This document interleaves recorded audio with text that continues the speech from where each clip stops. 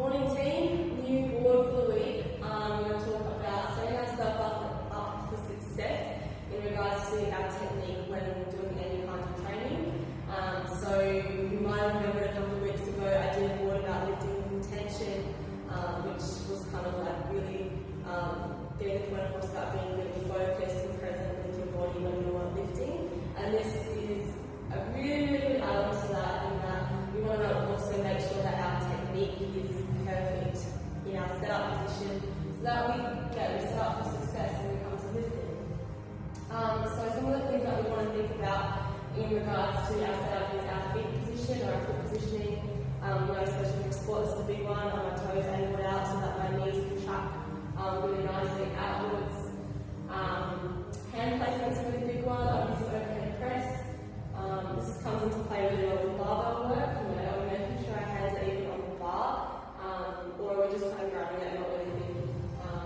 And then is that causing, minor instability issues with the way that we lift the bar? A really important one for hand placement would be a clean movement or a variation of that, where we really want the hands to be quite exact, because it will get us into that really good front rack position. And if we go too narrow with our hand stance or too wide, then it will change the mobility that we're able to get into that front rack. So it's really important about those sorts of things, the hand and feet placement. Our stance and hip is a really important one as well. So how wide or narrow should our feet be?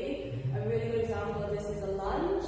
So for example, we don't think about our setups when we lunge here, and then we'll find that we've struggled with balance. Whereas if we think about our feet placement for a lunge, if we think feet width apart, we set ourselves up here and we focus on that, and we're going to set ourselves up for a more successful lunge. So the stance is really important. Core engagement is a huge one. Really thinking about being braced and the whole body being tense before we lift. That's a really important one, which I'll talk about more next week. And then the last part is check it every time. So if you find that your setup is something that you're like, oh man, I've put up feet again, check yourself every single time you set up to do the squats or your new set of reps.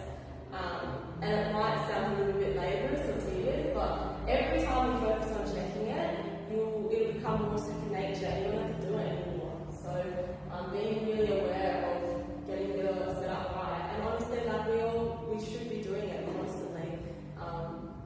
We will get so much more out of anything that we're doing. So whether it's a fast set of squats in an S&C, or you're doing like a strict press in a lift class, if we set ourselves up for success in both of those environments, we will get so much more out of the exercise than just not thinking about it. So the setup really matters. I'm going to actually show you another example just to finish off. But for example, with the squat, because if we do set ourselves up for success, we will find it really hard to then mess up the movement. It will actually come really natural.